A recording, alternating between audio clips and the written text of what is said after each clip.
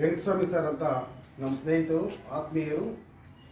ಇವರು ಕಾಡುಗೋಡಿ ಸರ್ಕಾರಿ ಪ್ರೌಢಶಾಲೆಯಲ್ಲಿ ಸುಮಾರು 15 ವರ್ಷಗಳಿಂದ ಸೇವೆ ನಿರ್ವಹಿಸುತ್ತಿದ್ದು, ಇವರು ಇದೇ ಶಾಲೆಯಲ್ಲೂ ಸಹ ಸುಮಾರು ಆಗಾಗ ಬಂದು ಕನ್ನಡ ವ್ಯಾಕರಣ ಮತ್ತು ಮಕ್ಕಳಿಗೆ ಕವನಗಳನ್ನು, ಕವಿತೆಗಳನ್ನು ಅಭ್ಯಾಸ ಮಾಡ್ತಾ ಇರ್ತಾರೆ.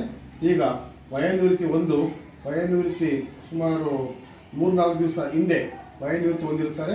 ಈಗ ನಮ್ಮ ಶಾಲೆಗೆ ಬಂದು ನಮ್ಮ ಶಾಲೆಯಿಂದ ಆತ್ಮೀಯವಾದ ಒಂದು ಬೀಳ್ಕೊಡುಗೆಯನ್ನು ಕೊಟ್ಟಿದ್ದೀರಿ.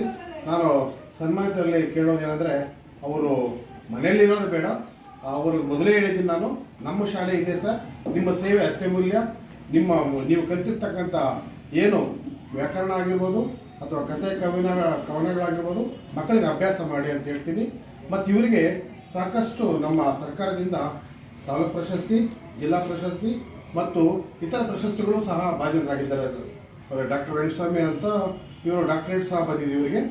ಹಾಗಾಗಿ ಸನ್ಮಾನಿತರಲ್ಲಿ ನಾನು ಕೇಳೋದೇನೆಂದರೆ, ಅವರು ಕಲಿತಿರ್ತಕ್ಕಂಥ ವಿದ್ಯೆ ಮಕ್ಕಳಿಗೆ ದಾನ ಆಗಬೇಕು.